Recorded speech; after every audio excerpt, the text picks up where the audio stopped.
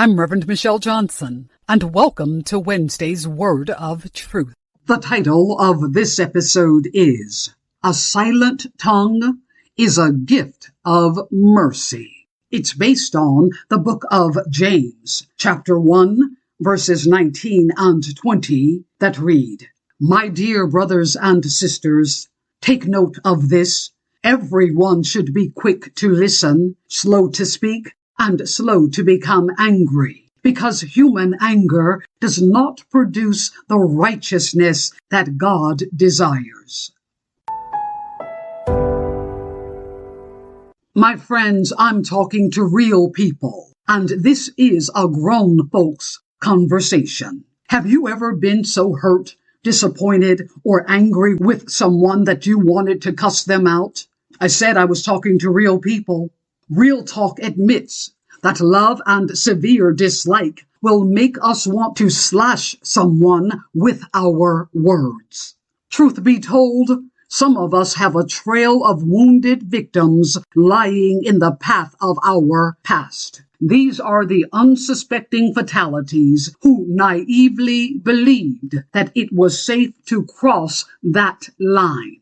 And then one day, we met Jesus, our Savior, our healer, our deliverer, and our transformer.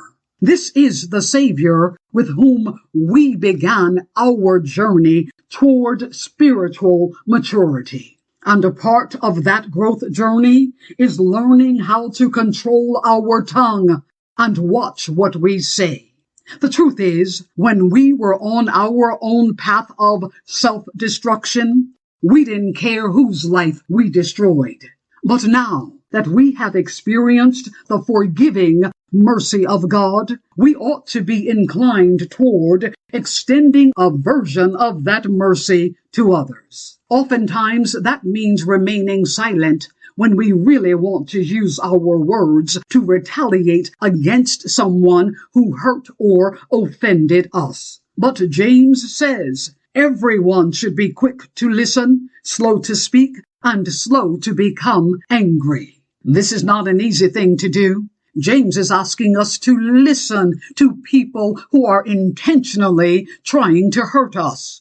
It is expected that the act of listening will offer us insight into the sources of another's pain. It is hoped that with this revelation, we are less inclined toward retaliation. We are also less likely to be controlled by our own anger that has been triggered by the attack of another.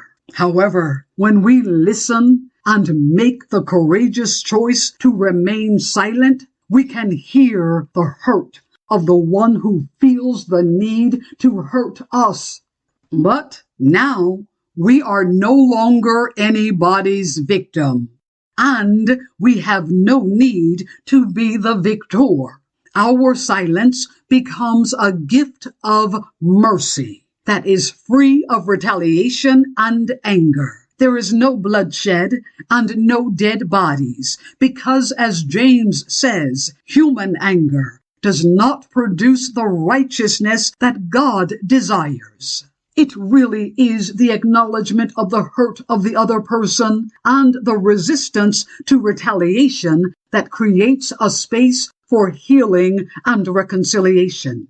Maybe not right now, maybe not even today, but by God's grace, someday. After all, it takes time for most of us to realize that godly silence and a refusal to fight is not an act of passive aggression. It does not seek to demean or alienate. Godly silence is a gift of mercy that declares a truce in the fighting and demands all parties to lay their weapons down.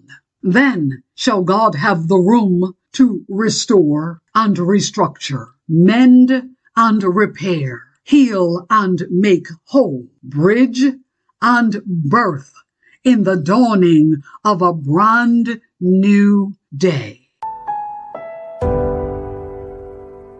I'm Reverend Dr. Michelle Johnson, and you have been listening to Wednesday's Word of Truth. You can follow us on Instagram, Twitter, and Facebook. Join me next week for another segment of Wednesday's Word of Truth. Thank you for listening.